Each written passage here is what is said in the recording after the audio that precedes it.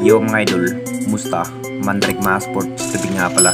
Ating pag-usapan, Barangay Nibra, Justin Brownlee, papalitan muna ng bagong import.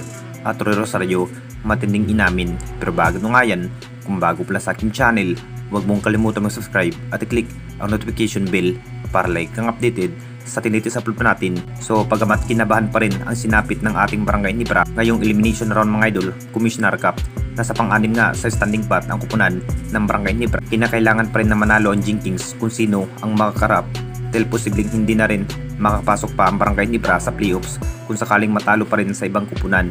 Butas ng karayom pa rin ang madadaanan ng Jinkings bago makuha ang kampiyonato ngayong season dahil Northport, Batang Pier pa rin at Converge ang nangunguna sa standing pat ng ating liga. Ang plano sana ng ating Jinkings, posibleng papalitan muna ng bagong import, ito si Justin Brownlee.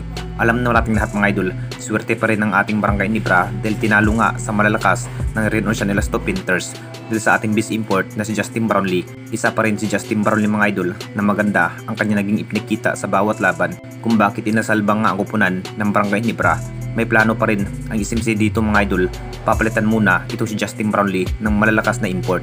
Posibleng isa na nga rin si Miles Powell mga idol ang gustong magiging import ng ating Barangay Nibra. Kung may pagkakataon na nga, ito na nga ba ang inihintay ng lahat kung ano pa nga ba ang magiging desisyon ng Jinkings?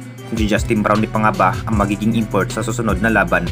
Dahil para sa SMC, sa bawat laro ni Justin Brownlee mga idol, bagsak pa rin ang kanya naging bawat performance ang nasabing import na si Justin Brownlee. At dito na naman tayo sa isa pa nating balita, Roy Rosario, matinding inamin.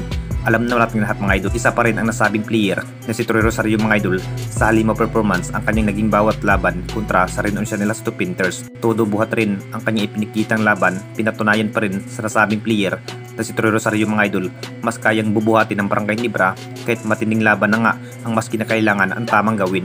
Nakita naman nating lahat sa naging bawat laro, ito si Roy Rosario mga idol, masasabing naging big impact pa rin sa kanyang high skill at hard practice pa rin ang kanyang mas kinakailangan tamang gawin para mapatumba nga ang ibang kupunan.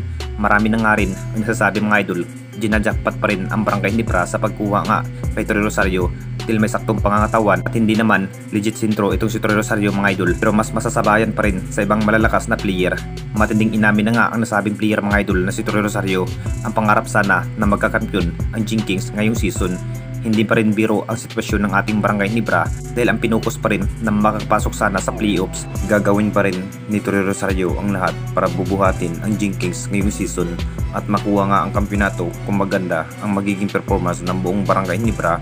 Handa na nga rin ang Jinkings na makakarap ang ibang kupunan at si Roy Rosario lamang ang mas pinukus ng Jinkings. Anong masasabi ninyo mga idol tungkol sa ating video?